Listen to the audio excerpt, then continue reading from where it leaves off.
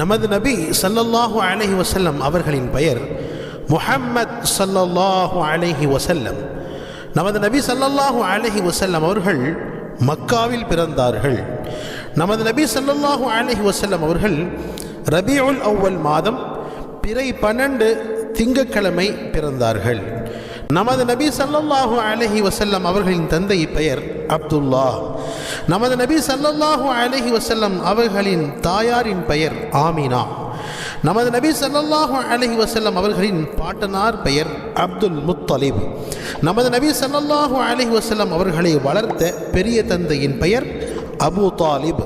நமது நபி ஸல்லல்லாஹு அலைஹி வஸல்லம் அவர்களுக்கு 3 ஆண் குழந்தைகள் இருந்தார்கள்.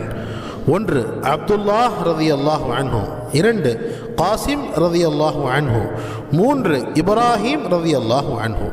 நமது நபி ஸல்லல்லாஹு அலைஹி வஸல்லம் அவர்களுக்கு பெண் குழந்தைகள்